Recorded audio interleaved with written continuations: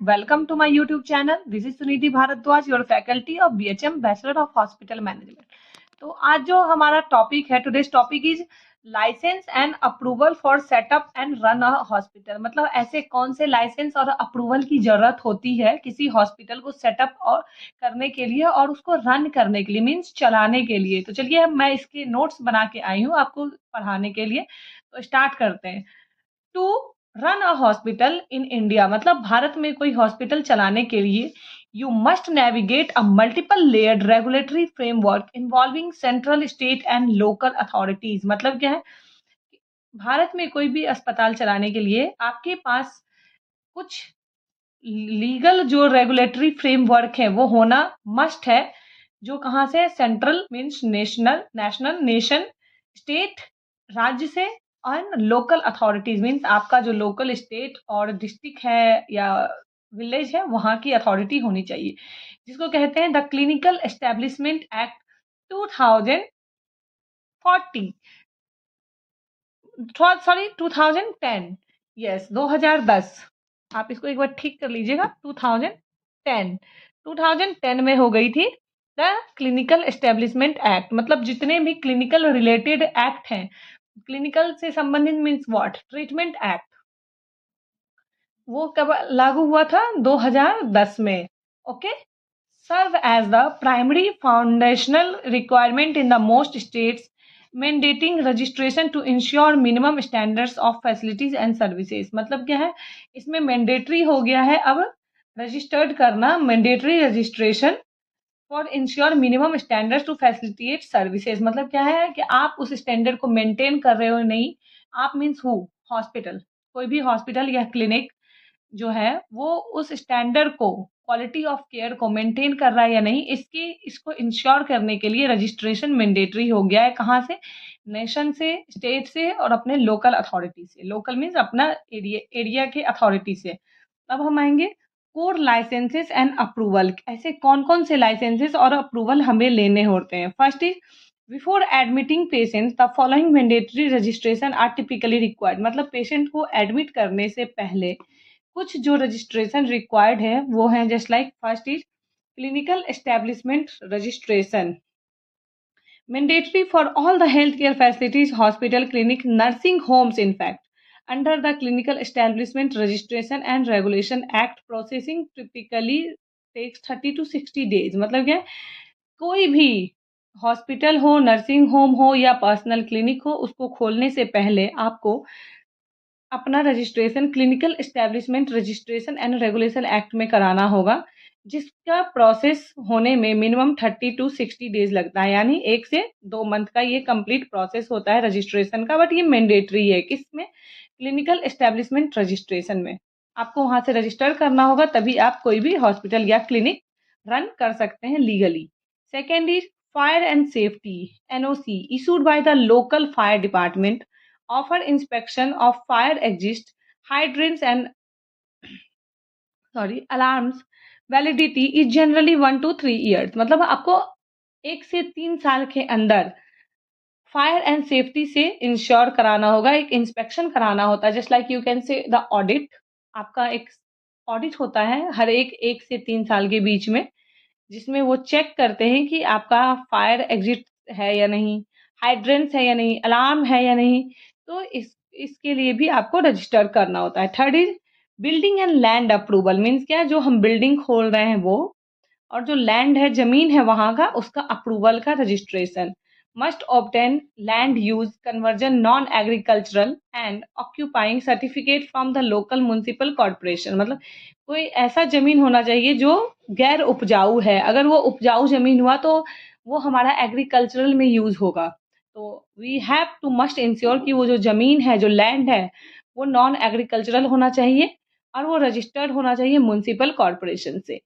अब हम चलिए नेक्स्ट बात करते हैं आगे की अप्रूवल्स की। Second is service specific operational licences. मतलब जो सुविधा हम दे रहे हैं उसका जो ऑपरेशनल लाइसेंसेस है उसकी बात करेंगे। Additional licences depend on the specific medical services your hospital provides. First is pharmacy licences means drugs licences, medicine की बात हो रही है।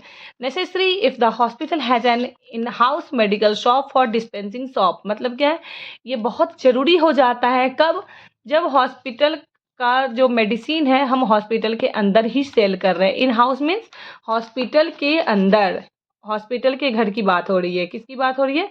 हॉस्पिटल के घर की अंदर, ठीक है। Medical shop for dispensing shop, okay. Second is AERB approval mandatory for any development department using radiation। It means क्या है, ये हमारा रेडिएशन से रिलेटेड है, जितने भी रेडियोलॉजी रिलेटेड चीज़ें होती हैं उनके अप्रूवल के लिए, such as x-ray, CT scans, MRI units through the atomic energy regulatory board. कहाँ से आपको कराना होगा? एटॉमिक एनर्जी रेगुलेटरी बोर्ड से। ये आपका बहुत ही मैंडेटरी है स्टूडेंट्स कि आपका AERB से अप्रूवल होना चाहिए। AERB means atomic energy regulatory board, okay. A stands for atomic, E stands for energy, R stands for regulatory and B stands for board. Next is blood bank license. Of course, if you are running a hospital, you must have a blood bank. तो इसका भी registration mandatory है। किससे होता है?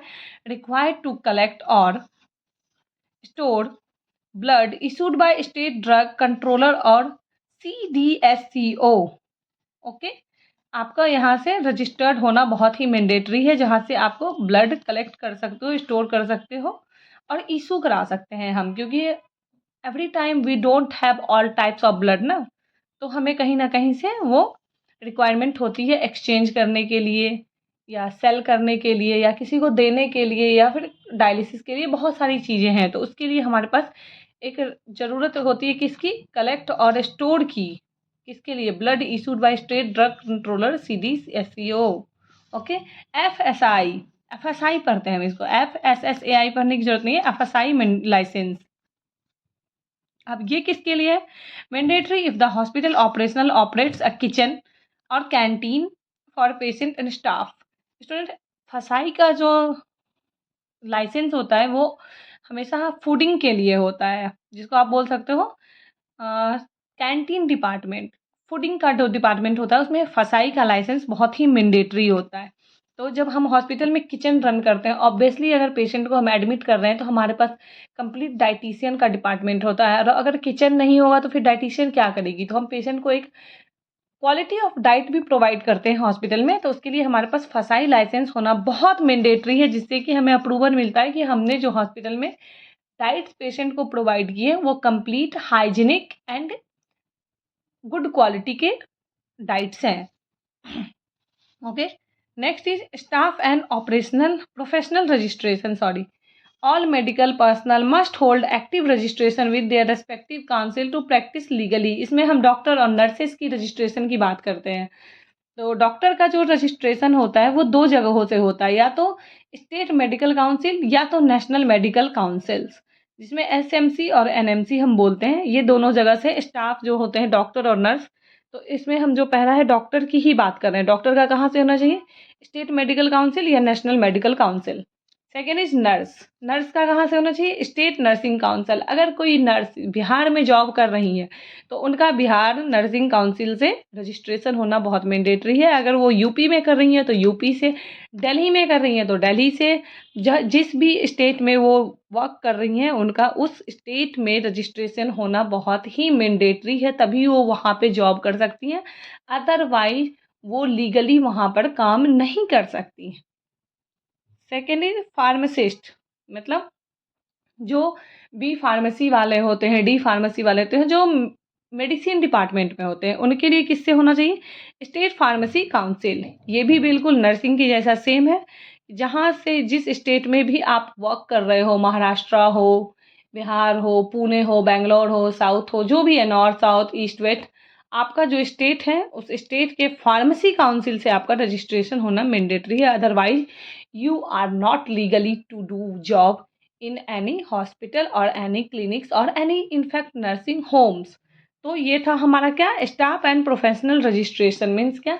जो hospital के अंदर स्टाफ काम कर रहे हैं उनका लाइसेंस और रजिस्ट्रेशन की बात हो रही है।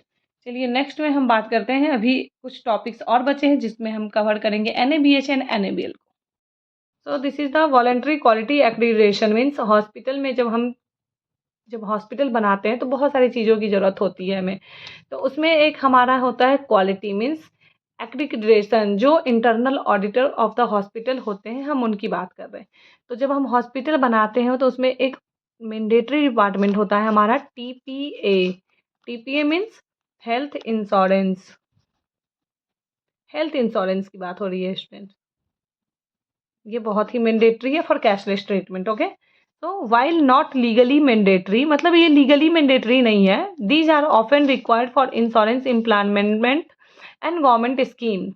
ये इतना लीगली मैंडेटरी तो नहीं है, but for the purpose of patients, अगर हम उनको कैशलेस ट्रीटमेंट देना चाहते हैं तो हमें टीपीए रजिस्ट्रेशन की, कुछ गवर्नमेंट की स्कीम्स की लाइक आयुष्मान भारत, इसके अलावा भी बहुत सारे गवर्नमेंट पैनल होते हैं जिसको बोलते हैं हम सीजीएचएस, ईसीएचएस, जल बोर्ड। ये तो हो गए नेशनल की बात। अगर स्टेट की बात करें तो स्टेट इलेक्ट्रिसिटी बोर्ड।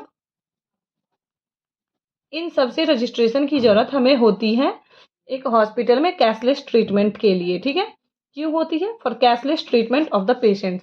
अब हम बात करते हैं एनएबीएच और एनएबीएल की। एनएबीएच किसके लिए होता है स्टूडेंट? हॉस्पिटल्स के लिए। एनएबीएल लैब के लिए, लैबोरेटरीज के लिए।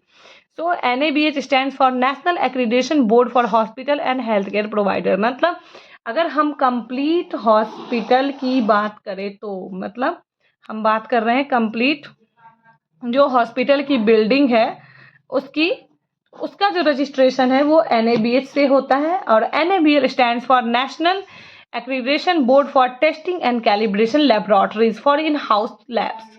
जो हमारे हॉस्पिटल के अंदर ही लैब उपलब्ध होते हैं ब्लड टेस्ट एंड डायग्नोस्टिक्स के लिए, उसके लिए जो सर्टिफिकेशन होता है, जो लाइसेंस होता है, वो एनएबीएल का होता है। और हॉस्पिटल की बात करें तो वो एनएबीएच होता है। तो हमारा नोट्स कंप्लीट हो गया है स्टूडेंट्स। अब हम आएंगे नेक्स्ट क्लास में अगले लेक्चर के साथ। Thank you so much.